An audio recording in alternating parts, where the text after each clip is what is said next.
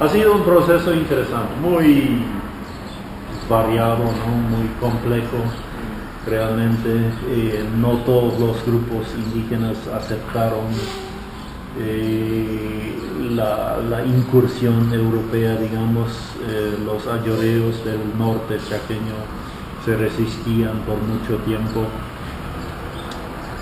Y por supuesto el cambio no era una bendición pura para ellos, o sea que era un paquete muy mezclado, ¿no? Como en todas partes en los procesos colonizadores.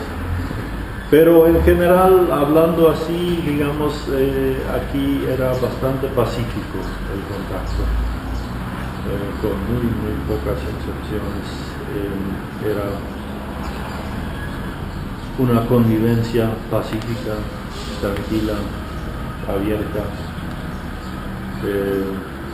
Los inmigrantes procuraron evangelizar, crear iglesias autóctonas, así que hoy la gran mayoría de los indígenas chaqueños son o católicos o evangélicos, ¿no?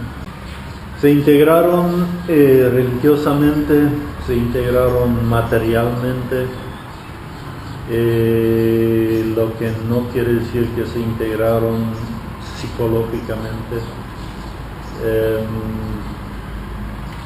y en cuanto a su cosmovisión, digamos, sus formas económicas, allí sigue mucho de continuidad con su cultura tradicional. O sea, que una etnia llegue a trabajar en el mercado de trabajo y adoptar lo material de la cultura occidental no quiere decir que también su forma de pensamiento y de ver el mundo cambie por igual, ¿no? ¿Y qué crees que los indígenas se han apropiado de la cultura colona? ¿Qué es lo que más se han apropiado hoy en día, aparte de la religión? Bueno, lo material, la educación, todos están sujetos a un sistema de educación que ellos mismos quieren promover, siempre alcanzando un nivel un poco más alto de escolaridad, y el sistema de salud, por ejemplo, tenían por supuesto su sistema chamanístico, pero eso en gran parte han rechazado hoy día y lo han cambiado por el sistema de salud que se ofrece aquí, aunque hay chamanes activos todavía medio subversivamente, y allí otra vez se puede observar que la integración no era una bendición, digamos, pura, porque en ciertos sentidos de males sociales, psicológicos, los chamanes sí tenían respuestas, ¿no?, en su cultura antigua, que hoy día prácticamente son marginalizados, condenados por el sistema occidental de salud,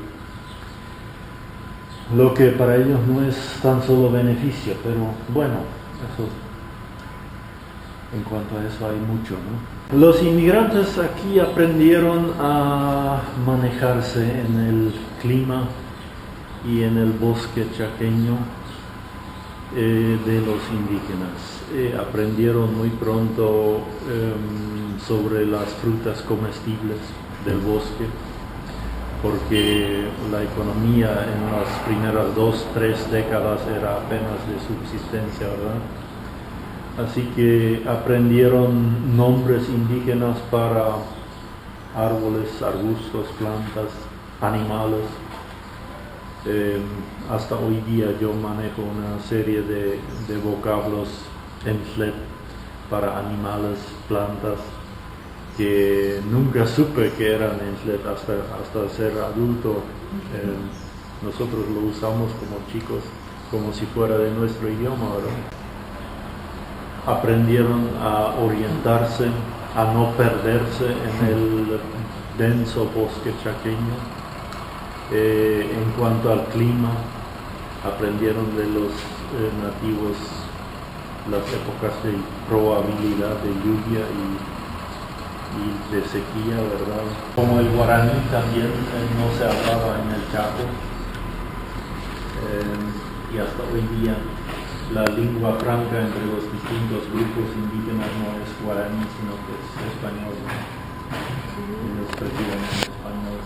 O sea que el guaraní llegó muy tarde porque la población paraguaya llegó tarde, recién con la caída de Stroessner realmente en el 89 y el asfaltado de la ruta Transchaco, ahí empezó a entrar población paraguaya de habla guaraní. Cuando yo era niño vivíamos prácticamente solo inmigrantes e indígenas en la zona. Lo curioso es que los indígenas aprendieron muy pronto una versión elemental del Plattdeutsch que hablábamos nosotros, que hasta hoy día sigue siendo un medio de comunicación, especialmente entre los mayores. Hay muchos paraguayos todavía que jamás cruzaron el río. Y la verdad es que el Chaco prácticamente, hablando psicológicamente, no era parte del Paraguay antes de la guerra del Chaco. Había una historiadora norteamericana que escribió su disertación sobre el tema de cómo la guerra del Chaco recién integraba el Chaco en la mentalidad paraguaya, ¿no? como parte del Paraguay. Anteriormente era tierra de nadie prácticamente, ¿no? Cobra cada vez más importancia, ¿no? Sobre todo económicamente hablando, el Chaco se vuelve muy productivo por la ganadería extensiva que hay pero también culturalmente creo que cada vez más de la clase intelectual, digamos, paraguaya se da cuenta, se interesa por la historia, viene a visitar, vienen muchos colegios, universidades de la región oriental anualmente para visitarlo. Así que yo creo que en este sentido, no sé si se podría decir se mejora, pero de todos modos hay cada vez más conciencia, ¿no? A mí me quedó la duda también de preguntar qué lugar había tenido Filadelfia dentro de la guerra del Chaco, cómo había sido la participación. Había varios frentes, ¿no? De Bolivia, de Chaco. O sea que el ejército paraguayo respetaba perfectamente el privilegio de los inmigrantes de no portar armas. Así que en este sentido no había discusión alguna. Lo que sí, claro, se pedía ayuda en cuanto a transporte y en cuanto a víveres. Claro, porque era un punto muy... Claro, pero eso tampoco no era una desventaja para los colonos, sino que una ventaja antes bien, porque realmente les proveyó un cierto mercado, aunque en parte no era monetario, sino de trueque, pero les proveyó un mercado para sus productos y además en Filadelfia apenas se había construido el hospital cuando el ejército lo reclamó, ¿verdad? Pero también eso no era desventaja, sino que había médicos presentes y la colonia no tenía médico propio. Así que indiscriminadamente los médicos atendían tanto a colonos como a los soldados, y eso en este sentido también era una ventaja. Así que nuestros viejos hoy día dicen que probablemente sin la guerra del Chaco no hubiéramos sobrevivido aquí en el Chaco, irónicamente, ¿no? Así que por poco que se quiere la guerra. Y el transporte en aquel entonces, ¿verdad? O sea, una semana para llegar a Asunción era completamente normal, porque llegar en carro de aquí a Punta Rieles, después en tren hasta el río, después en vapor río abajo. Punta Rieles sería un lugar donde llegó el ferrocarril, sí, entonces, sí, ¿qué sería? Claro, ferrocarril argentino, ¿verdad? Realmente la firma Carlos Casado de Argentina era la que abrió el Chaco con la industria taninera.